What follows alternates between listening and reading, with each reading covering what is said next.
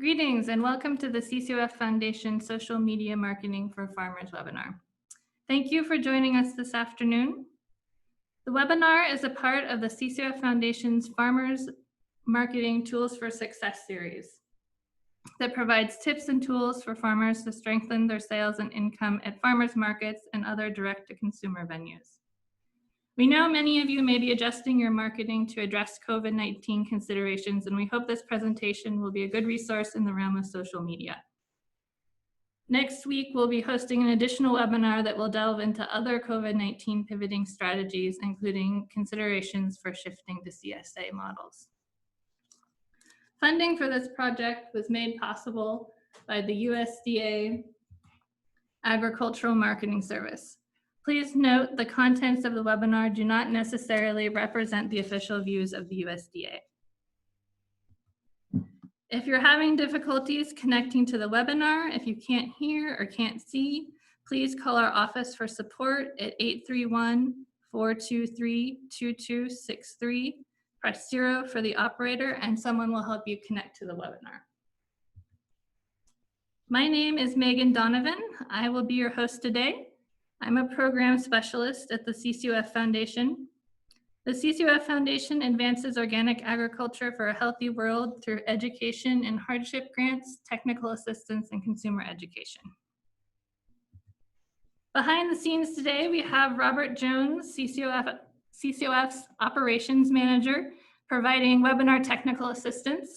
He'll be the one fielding questions when they come in and may hop on as an alternative host if there are any technical issues that may arise.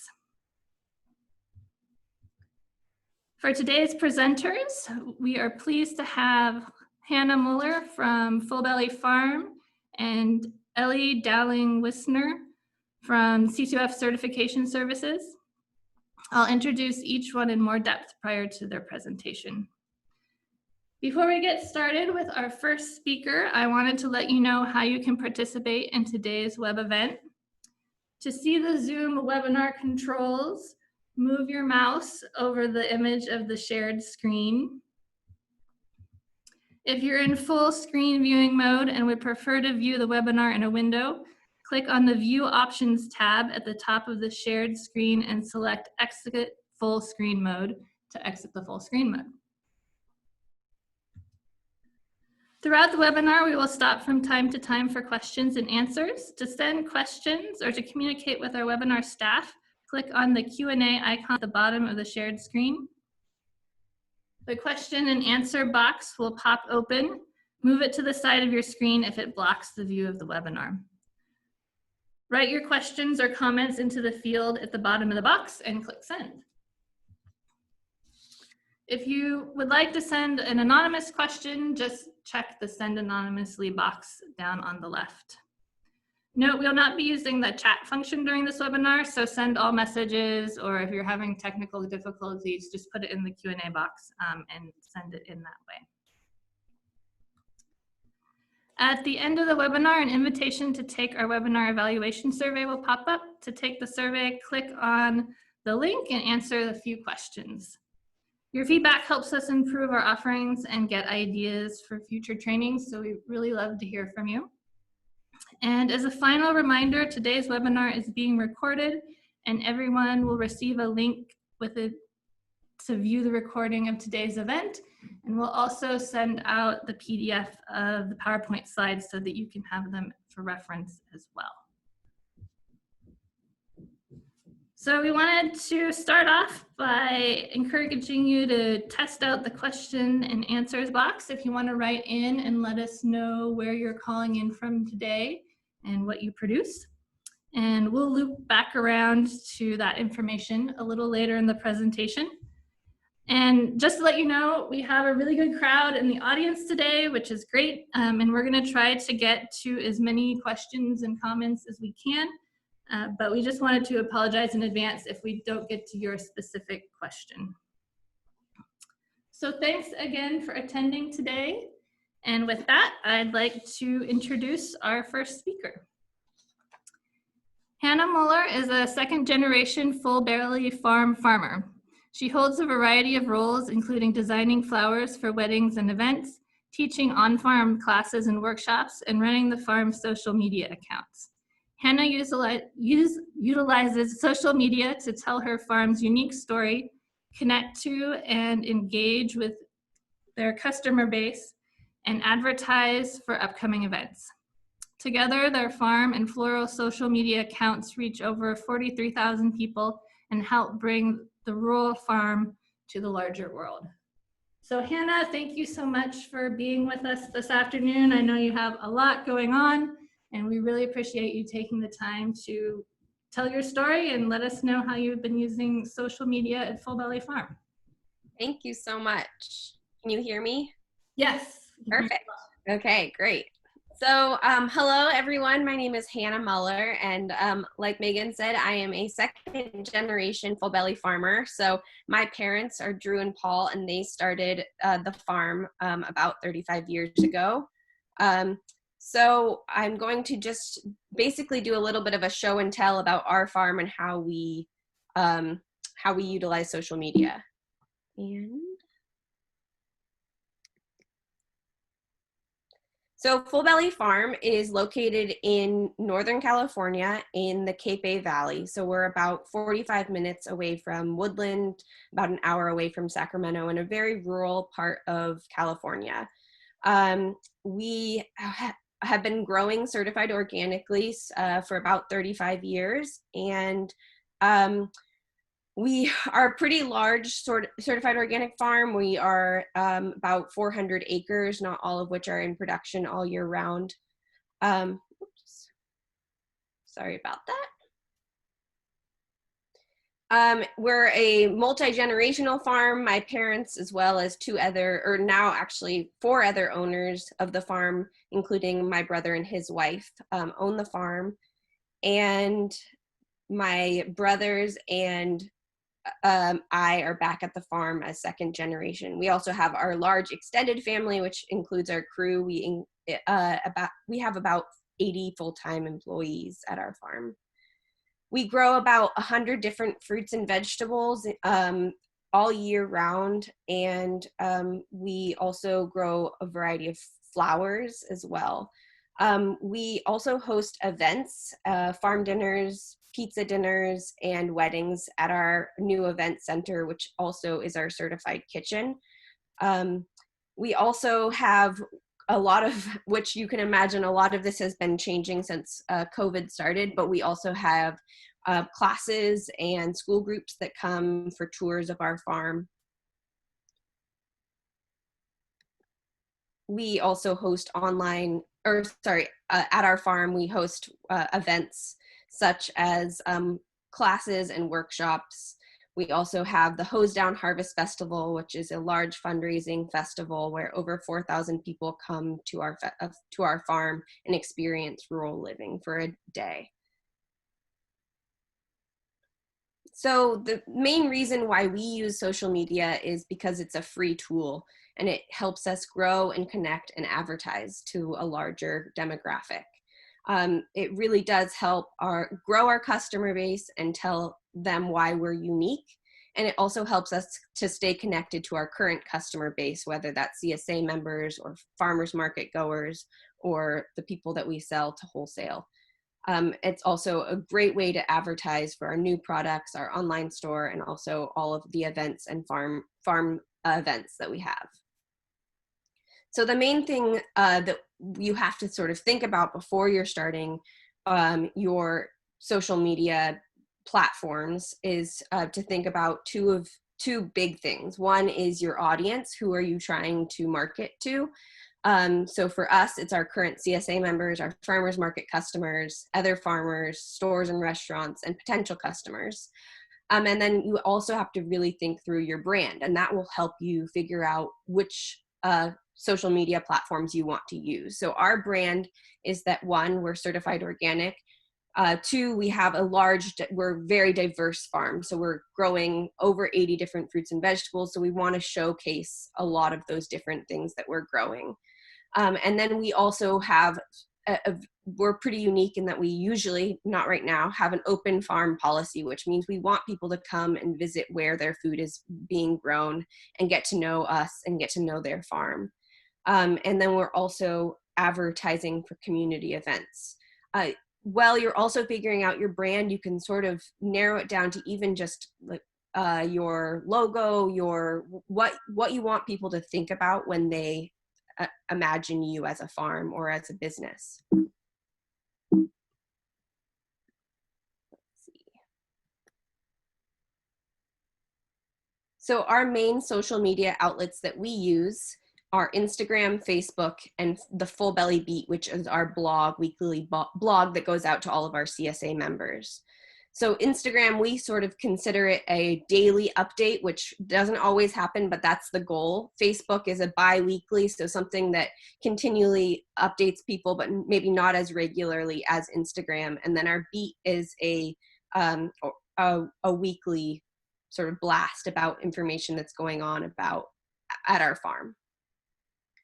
So Facebook is what I'm going to be talking about first and foremost. We definitely don't put as much energy into Facebook, and I actually co-run this with another of the owners, Judith Redman, because the Instagram takes a little bit more time, and also the Facebook is now a sort of older generation or older group that uses it, and so she is able to connect with those folks a little bit better.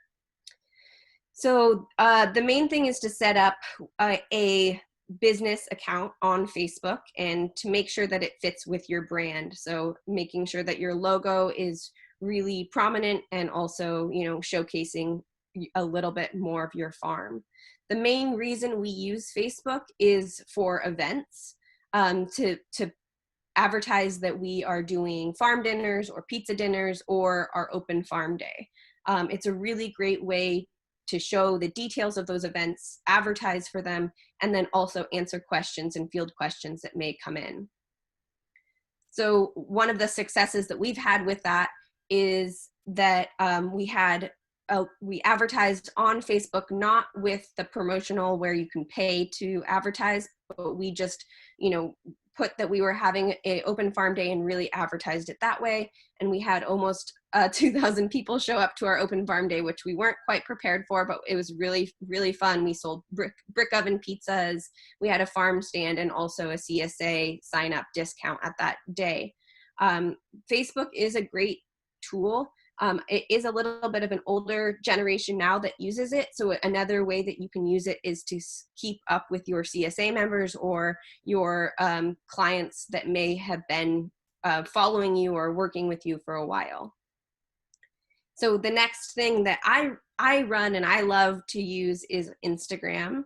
And it is also a free tool. So the way that it really showcases your farm is through pictures, and it's just a way to storytell, really, through pictures. So our Instagram is constantly changing throughout the season with the things that we're growing, and we want it to seem very seasonal, right? So spring flowers, strawberries, and showcasing things as they come into season. This is our Instagram here. And to break it down just a little bit, up at the top, you'll see that you can see how many profile visits we've had in the last 7 days. So you will need a business Instagram, and to set that up, I'll go into a little bit more detail about how to do that. And this will also show you, if you click on those profile visits up at the top, it will go into a little bit more detail about different content that you can see. It also sort of shows you how many followers you have. You can click on those and see who are following you. You can edit your profile, which I would definitely recommend that you have a little blurb about what your farm is. You include a hashtag for your business. You are including a link to your website and also an address if you want people to come visit you. So the main thing to set up a Instagram business account, what you'll need to do is actually create a Facebook business profile and then connect the two. And once you do that, which you can do in, so if you go back to edit profile, you can click on that and then create a business account. And once you do that, you are sort of able to access a lot more information that's great for businesses.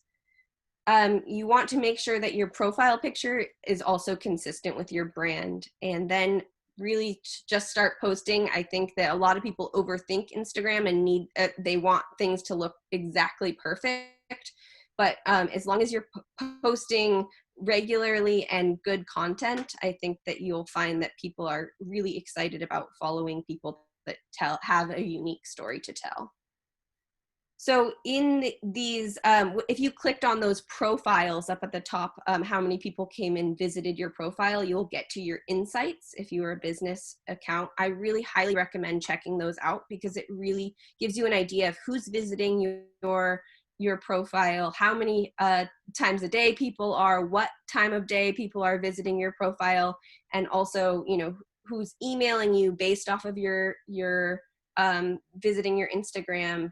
And so it's a really interesting and unique thing that you can check out.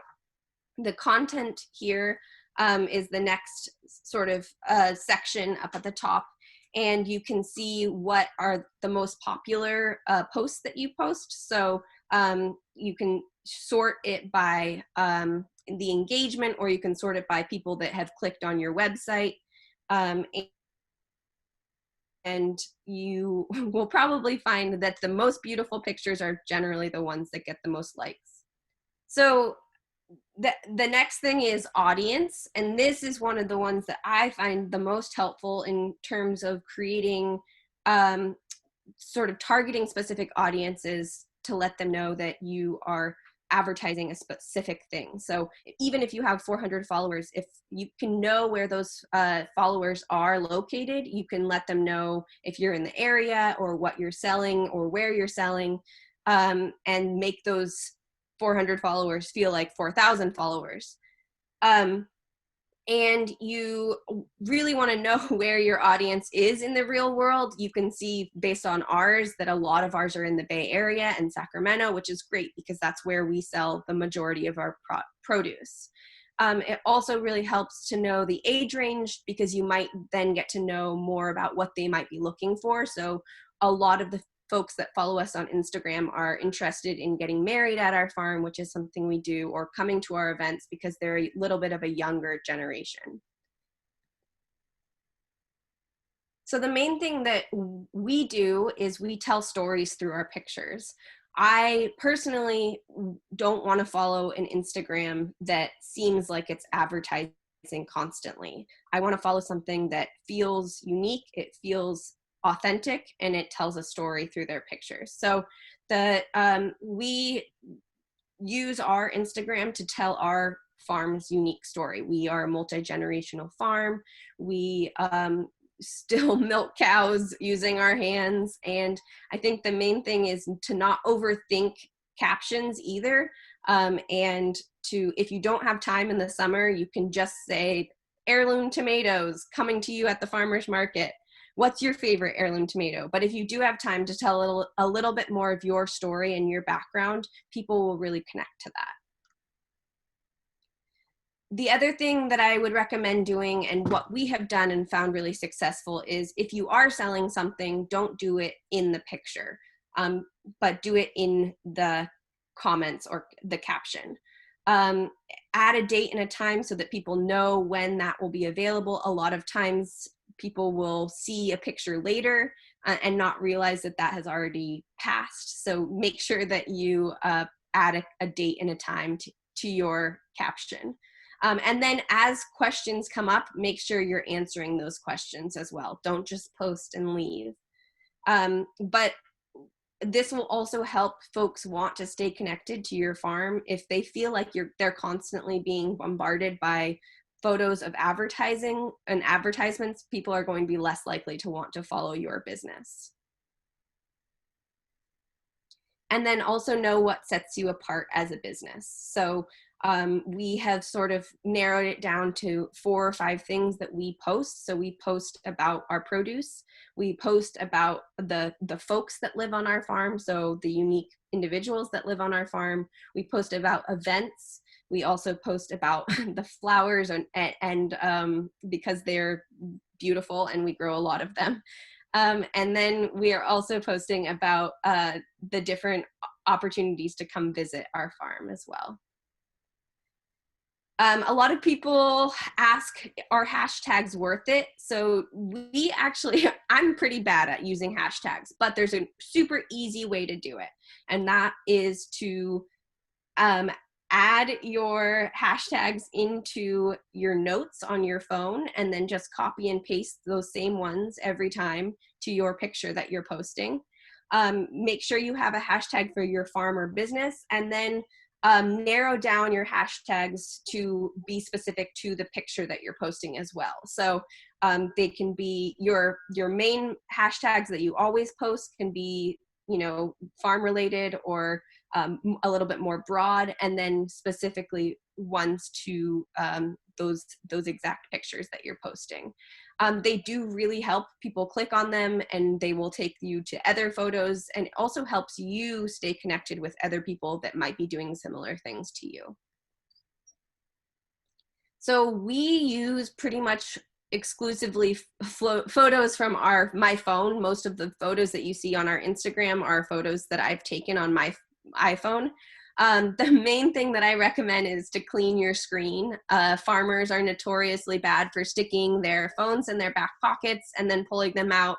And of course, we are constantly surrounded by dirt, so our phone screens get really dirty. So just clean off your screen every time that you pull it out, because dirty screens take terrible photos.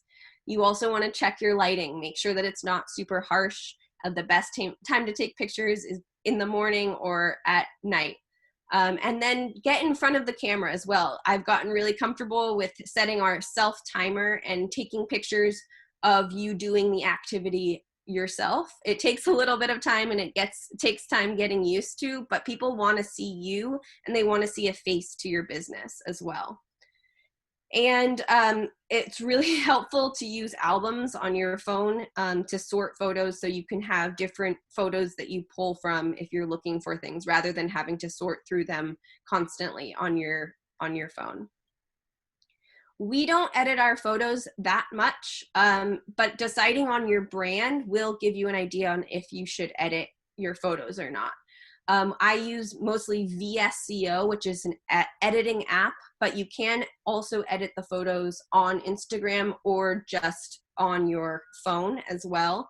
I would not spend too much time on it if you're using this as a farm or selling produce. You don't want to change the color too much anyways, because you want people to get what they think they're going to get. So I just generally edit the contrast, the exposure, and the saturation and the brightness. Those are the main things that I focus on. I don't generally use professional photos for social media. One, because in our experience, professional photos don't have as high of an engagement on Instagram, and I don't know quite why that is. I think probably because Instagram was set up as a phone picture app, and so they don't really want to advertise that professional photos as well. They're also generally photos that are done professionally are a different size, and so they don't come out quite the same.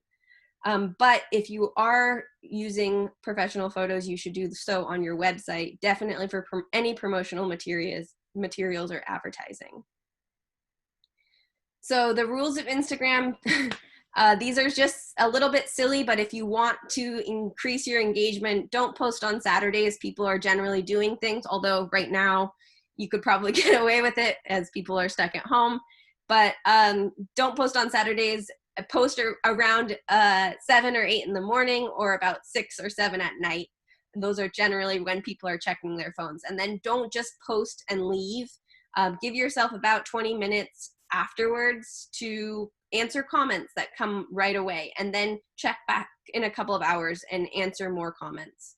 You can also turn off your comments on your phone or on your Instagram if you're feeling overwhelmed and don't have time to respond to all comments. But if you do have your comments on, you should definitely be answering all those questions that come in. So definitely read and reply to all comments. And then in your caption, you should definitely be thinking of things to increase engagement by saying share or comment or like, or what is your favorite fruit or vegetable. It really does help people increase the engagement on those photos. And then you have to be vulnerable and share the reality if you can, and make it your own story. And so Instagram stories, I get a lot of questions on how to use that. As a farm, it's a great way and a great free resource to use. So it's a simple way to showcase what you're doing day to day in your business. It can be small clips or pictures. So what I use it for is mostly for my flowers. I'll just take photos throughout the day of the different flowers that I'm picking and post them on my Instagram stories. They don't last as long, but it's a great way for businesses to see what you're growing and what you're picking that day. So that if you're selling at a farmer's market, they know that you have strawberries, or if you're selling to a store or a restaurant, they can see the product. And it's also gone after 24 hours unless you save it, so don't overthink it. If you are talking in your videos, I find that it's really helpful to talk in a little bit more of an excited tone than you normally would, because it makes it sound like you're having a natural conversation.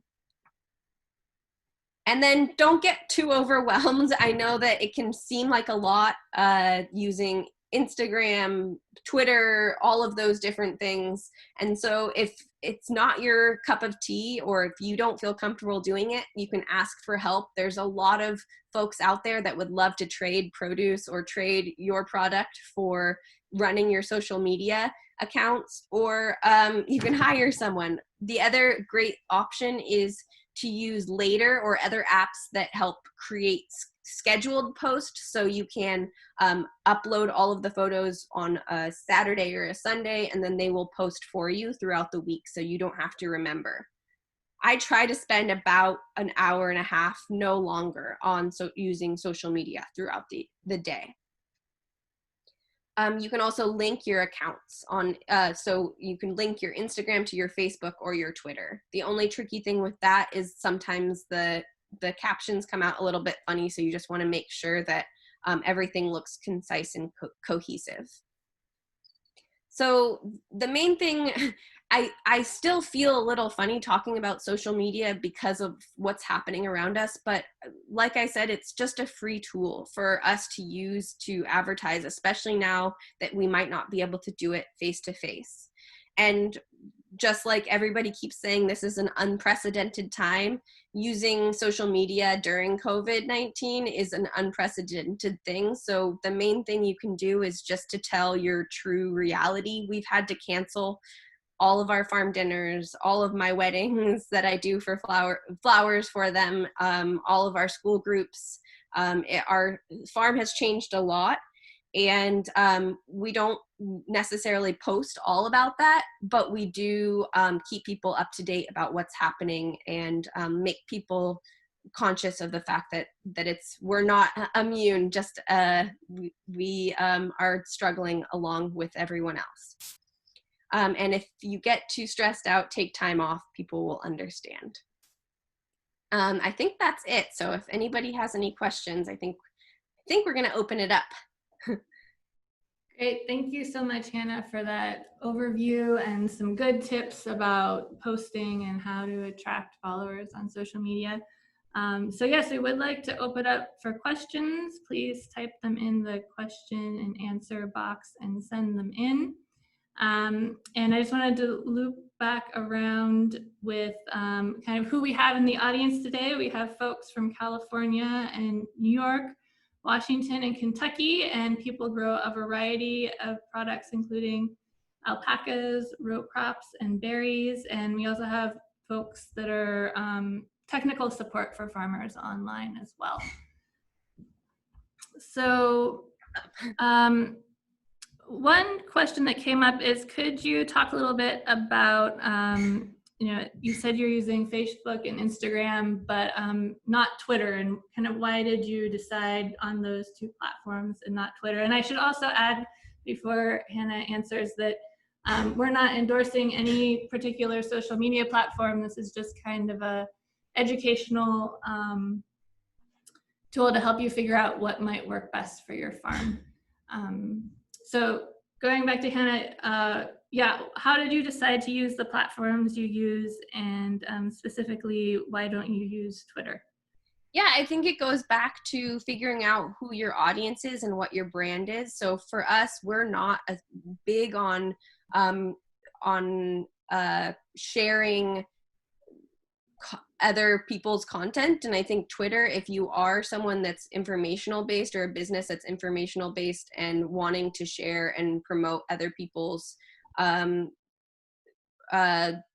links and all sorts of information, I think Twitter would be a great way and resource for you. But we found that what we do is very visual and Twitter is not visual. And so it's just a better way to tell our story. But yeah, like I said, sort of figuring out your brand and who your audience is and what you're trying to do within your business will help you figure out if Twitter is the way to go. Great, thanks. And then someone also asked that you mentioned that Facebook and Instagram have different audiences. Do you post the same things on Facebook that you mentioned posting on Instagram? Occasionally we do, yeah. If there's a beautiful photo, or if we're advertising our farm dinner or our events, we will occasionally sort of double post. But like I said, one of the other farm owners is running the Facebook now, and she posts a lot of videos of what's happening at our farm day to day, more like within our crew, and so she's found that it's a really great resource to stay connected with our current CSA members or farmers market customers that have been really loyal to us for all those 35 years. So that's what she does. So occasionally we'll double post, but Instagram is pretty unique in that it's very picture focused, and with Facebook you can get a little bit more wordy. Okay, thank you. And then someone else was wondering if you've connected your Instagram to your Facebook page. We have not. Yeah, mainly for those questions, or for those things that I just listed. And because, but you can, and it's a great way and probably saves a lot of time. But Facebook is just set up a little bit differently than Instagram. So occasionally you'll just have to check that those photos and posts and comments are coming up in a way that looks correct on Facebook. Great, thank you. And then you had mentioned that there's, for both Facebook and Instagram, that you're using a business account, and is there a fee for that? And I think I should add, because this is a government-funded webinar, we can't give specifics about fees, but if you could just answer is it a fee for service or not?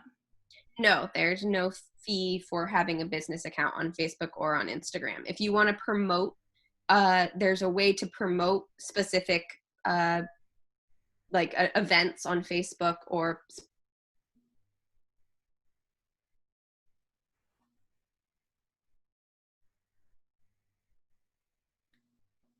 Let's see, Hannah, are you there?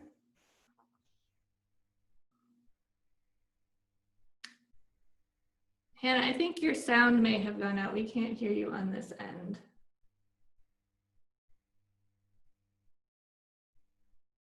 So I think we're going to wrap up questions for Hannah now. Hello, can you hear me? Yeah, I think we had some technical difficulties here in the office. We had the Zoom shut down on us and reopen again. So let me share our screen again. And sorry to everyone for that technical glitch there, but it looks like, let's see, we're back on again. So Hannah, are you still there? Yes. Okay, so I think you got cut off when you were just talking about how you can pay for promotions. And Yeah. someone actually wrote in asking a little bit more about that. So if you could talk about promotions on both Facebook and Instagram, that would be great. Yeah, so there's ways to promote events on Facebook. And we have thought about doing that. We just never have. We use Facebook also to promote the Hose Down Harvest Festival. And we haven't done that on Instagram or on Facebook. But I also would encourage you, I mean, hashtags can work just as well as promotional paying for advertising. If you are hashtagging, you know, your region or areas around you that you're wanting to connect with, and also tagging folks in your pictures. So like CA Grown or different businesses that have business accounts that may want to reshare what you're doing. That's a great way to sort of advertise without having to pay for it. Great, thank you very much. And we had another question that came in that asked, do you engage with customers or respond to curious comments? Yes, we do. And it can get a little bit tiring. So I think that the main thing is to keep your comments short and sort of to the point. And if there are longer questions or questions that may lead to, like, you know, that may lead to a direct message, I just generally say email us, and then we figure it out over email rather than having to carry on a long conversation over comments. Great, thanks. And have you ever had experience with having to deal with negative comments, or have any sort of recommendations if something like that were to come up? Yeah, generally we do have, I mean, we do occasionally have those. We always respond to them, and we just try to inform the public. So the main issue we generally have is if we post pictures of animals, people will then comment, you know, oh, are you killing those animals, or where are those animals going? So just keeping the public informed, but also making sure that you tell them, please feel free to email us if you have any other questions, I think is the main thing. Great, thanks. So I think we're gonna wrap questions up for Hannah right now, but if you think of something for Hannah during the second half of the webinar, please feel free to send those in, and we'll have another question and answer session after our second speaker. And Hannah, thanks again. That was a really great overview, and we look forward to hearing more about your experience in the second question and answer session. Yeah, thank you. And I just wanted to note that if you want to ask me any more questions, you're welcome to do so. And please follow along on our Instagrams and on our Facebook as well.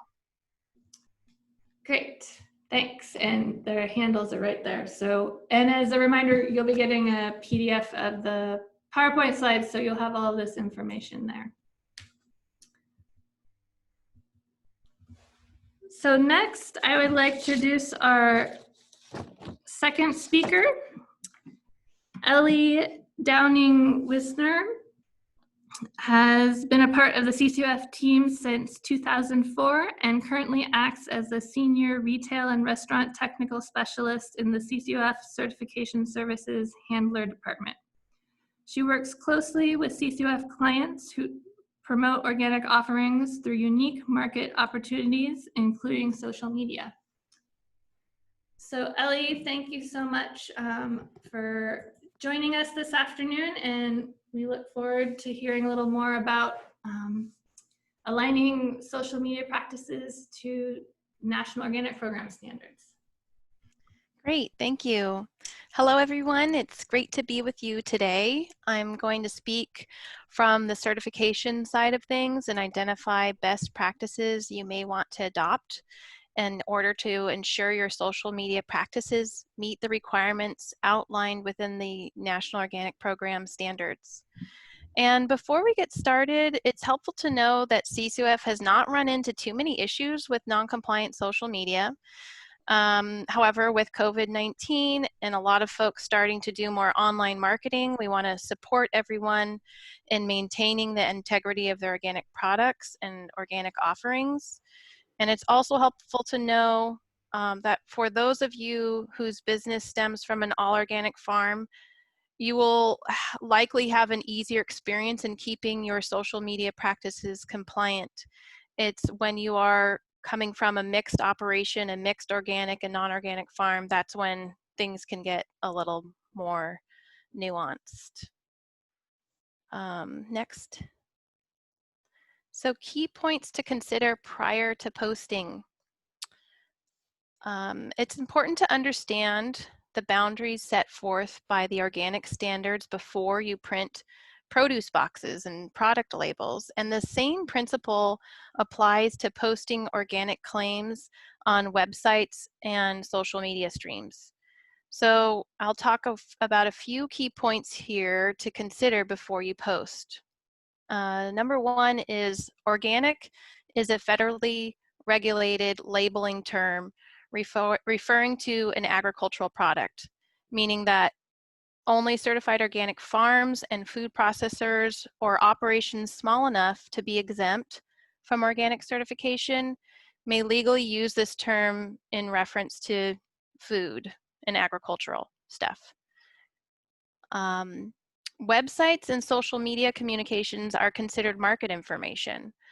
And the standards apply to organic claims made in these areas, even though the National Organic Program standards were written before websites and social media existed as they do today.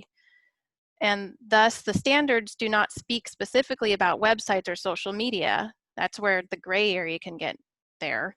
But all market information, whether we're looking at produce boxes, product labels, websites, or social media, can be reviewed to a specific section of the standards, which is NOP 205, subpart D, market information. And there's a link to this specific section at the end of the presentation. Third, point of sale is a critical area for compliance verification. If your website or social media functions as a sales venue, just be aware that it will likely be evaluated more closely to ensure organic claims are not misleading to customers. In a sense, the point of sale acts as like a farmer's market sign or a product label. So it must be an honest representation of what the consumer can purchase. And consistency in messaging throughout all marketing streams, pages, posts, and the like are crucial in order to gain consumer trust and confidence in your organic offerings. So consider having multiple people view your language, as one person's interpretation can differ from another. And this is something we do often in the retail restaurant team and really throughout CCOF, is just getting, we're all consumers too. So having each other read different policies really helps. So with these considerations in mind, let's pinpoint several best practices to adopt when designing your social media marketing. Next. So best practice number one, this is the biggest one. Reference your certificate. The claims you make must be specific and reflect what appears on your organic certificate. If an item is not on your certificate, or if you are unsure that it's adequately represented on your certificate, contact your certifier prior to marketing it as organic. Your certifier will ensure your products and practices are covered appropriately under your certification. Identifying a product as organic before it has been approved may be grounds for non-compliance. So please do not hesitate to reach out to your certifier to ensure all your product offerings are covered. And next, I'll show you a first example. And on the right-hand side, I created these little posts, and they're not pretty Instagram posts, but they get the idea across. The top one is a non-compliant example. This is a picture of olives with the USDA seal, and it says, "We've got organic olives." And this is considered non-compliant in this specific example because they're marketing olives as organic before the new olive parcel is certified. So I'm pretending that it's not listed on the certificate. Your certificate only identifies tomatoes as certified organic. On the bottom, instead, we changed that language to say, "Our olive farm will be certified organic soon." And in a sense, you're waiting to post the organic status. And instead, you're informing your followers that you are in the process of having your olive farm added to your certification. So it's really up to you. Some people will just wait. Others will take it as an opportunity to promote something that's coming soon. So example 2 on the next slide. The top is the non-compliant. And if you look at the picture, it says, "Try our organic kale juice at the farmer's market today." And this is something that we have experienced. And that is when a operation will promote a very simply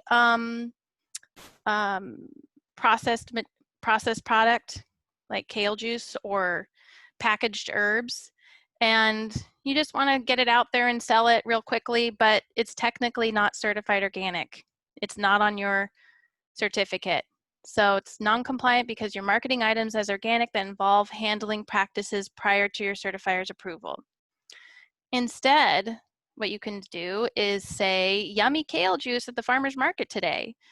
And you're marketing your processed offerings without the organic claim. And you do have an option to indicate the use of the organic ingredients, but just do so with caution because there are some phrases such as "made with organic," and that is a regulated phrase. So saying something like "juice made with organic kale" is technically misleading. And that would be compliant if you had kale juice on your certificate. So reach out to your certifier before making these types of claims. Next slide. Best practice number 2. So you're going to want to differentiate organic versus non-organic. This is a best practice that only applies typically to a farm that is a mixed operation. You want to clearly differentiate between organic and non-organic offerings. If you sell both organic and non-organic items, make sure your marketing and the language used clearly differentiates between organic and non-organic items in order to prevent unintentional misrepresentation of products. Next slide. So in this example, on the top, the post says, "All organic, all the time." And this is considered, in this case, non-compliant because all the produce is organic, but the flowers are not. So that's misleading to the consumer that everything within this picture is organic. A compliant way to use this photo and organic language would be to say, "We sell organic vegetables." So you're using a specific claim to clarify which items are organic. And you could be more specific further by saying non-organic flowers. Next slide. Best practice number 3, USDA seal. And we don't see people using this a whole lot. I don't know if it's just not, maybe it's not pretty enough. But the USDA seal has specific requirements. It must be in compliant color format. It must be more prominent in relation to your certifier's logo. And it must only be used in relation to organic products. And as in the case when designing a product label or produce box, the use of the USDA seal is completely optional. So you do not have to use it at all. But if you do, just make sure you're adhering to these requirements. And the details outlining required color format and other points are covered under section 205.3.11. And next slide is the example. I have a picture of, looks like some fish on a bed of veggies and some kind of a carrot puree. This is pretending it's a farm dinner, and the USDA seal has been altered to be kind of a greenish tint. It's not in a compliant color scheme. The certifier logo is much larger than is more predominant than the USDA seal, and it's not clear what items on that plate are in fact organic. So the bottom example is compliant. You're using a compliant USDA color scheme. There's a specific claim clarifying the organic status. It says farm dinner this Friday. All produce used is certified organic. Protein is sourced locally and not organic. And of course, you can come up with prettier language than this. I'm just trying to be real basic to get the point across. And it's going to be specific to your operation. And lastly, the certifier logo, if you do decide to use it as well, is not more predominant than the USDA seal. So that is, next slide. That is basically all that is required for compliant posting. And I do have a few suggested resources here. CCOF has a couple flyers that would be helpful. Organic claims on websites and other marketing.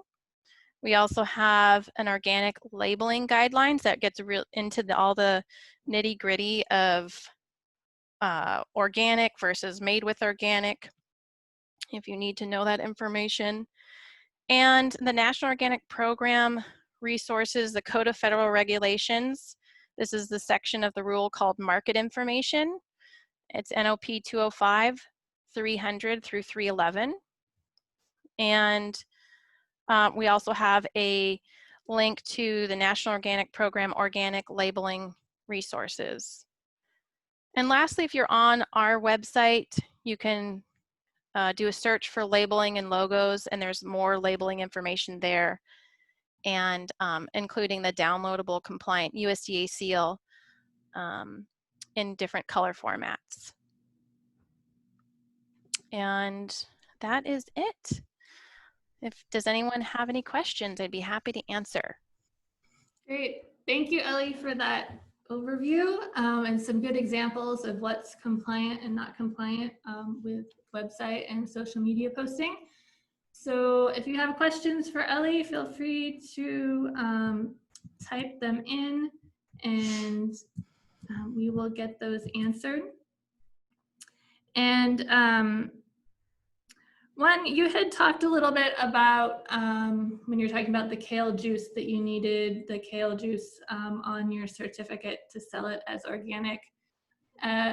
Would you need a handler certificate to do that if you didn't already have one? You know, I would, at least here in CCOF, it's very dependent on, it's dependent on how your certifier sets up your organic system plan. So I can't fully answer that question. Okay. Yeah. That's good. And I would say, I think they frequently around CCOF, they recommend that people, when in doubt, reach out. So I think that's a good rule of thumb to follow. And you had also mentioned that certifiers look a little more in depth at point of sale, so websites and whatnot, because that for organic claims, because that's where the sale is happening. Could you talk a little bit more about that and sure, what you would look there specifically for? Yeah, you know, there's no way that we are going to be able to look at every word of organic on the internet. And so the primary focus, why we look primarily at the point of sale, is because that's the last opportunity that a customer has to be informed about what they are purchasing. It's like they're at the store picking up that bottle of kale juice and choosing to buy it. And so it's kind of the last part of the line before it gets into the consumer's cart. So that's why we are focusing on the point of sale. And you know, other certifiers may have a different policy, but I can say that that's where CCOF draws the line. Okay, thank you. That was helpful. And we had another question come in asking whether for social media in a bio or photo, can I use the phrasing grown with organic practices if not formally certified? You know, I don't know. I can circle back and respond to that. A lot of it depends on the individual farm and the individual experience, your situation. There are small farms that are exempt and then therefore have more, I guess, leeway in using the organic wording. But it's based on your particular situation. So maybe we could have a conversation after or via email. Great, thank you. And yeah, we can do a little more research on that and send some follow-up information out. And so now I'd like to open it up to questions for all presenters. So if you have any additional questions for Ellie, feel free to send those in, or if you have some questions for Hannah, feel free to send those in as well. And Ellie, thank you again for that very clear and colorful presentation. So we had another question come in for Hannah, and that is, I work with a lot of producers that are where there's only one person operating their farm, or they operate their farm with one partner, meaning that they're strapped for time. If someone could only spend 15 minutes a week on social media, what would you advise them to do with that time? I would definitely, can you hear me? Yes. Okay, perfect. I would definitely recommend Instagram. Facebook can get a little bit wordy, and Instagram, you can be taking photos throughout the week. Just, you know, it doesn't have to be a long process. Just taking your phone out, wiping off the screen, and then snapping photos throughout the week. And, you know, even if you posted once or twice a week, that is still enough where you can still engage with an audience and create a great following with that amount of time. And yeah, I would say creating a good idea of what you want to post throughout the week. So whether it's using an app where you can schedule your posts so that it's doing it for you, that's a great way to do it, so that you don't have to remember, or if you don't have time to do it throughout the day, that's a great resource as well. Great, thank you. And then we have another question for Hannah, wondering if your farm sells via a website. We do, yeah. We try not to sell over Instagram or Facebook. We have an online website that has most of our dried goods and preserves on it, but we also sell at farmers markets and to stores and restaurants and through wholesalers as well, and through CSA. Great, thank you. And we have another question for Hannah. This person is wondering, you didn't mention LinkedIn. Do you recommend this as a solid avenue for social media communication? We don't use it. I'd say that if you are trying to hire folks, or if you're trying to apply for a different job or get a business up and running, that might be a great resource for you. But again, I would just recommend figuring out what your audience is and what your brand is, and then deciding if that's the platform for you. Great, thank you. And then do you, when you're thinking about your posts, and as you mentioned before, that you use your posts for different things. Some of it's for storytelling, some of it's for, you know, advertising and sales. Do you have a different strategy when you're looking at different outcomes? So if you were doing a post for sales, how might it differ than some other type of post? Yeah, so the storytelling is generally will include different folks that live on our farm, or different farmers or crew members that are a part of our farm. And if you're trying to sell something, I would definitely recommend including what you are trying to sell, and you can keep the caption a little bit shorter and, you know, more concise. So if you'll have extra of, or, you know, you have a bumper crop of something and you're wanting to really move through it and you're wanting to sell a lot at the farmer's market, advertising that and putting in your comments where it will be, when you'll be there, and how much you'll have is a great sort of resource to advertise or promote that. But I would also recommend sort of checking out your feed and making sure that the entire thing is cohesive. That's why we don't use a lot of filters on our photos, because we want everything to look pretty cohesive. But also, if you have just advertised something, maybe take a break and show something else that you have going on at your farm, so it doesn't feel like you're breaking those things up, and giving a little bit more diversity to your feed as well. Great, thank you. And then here is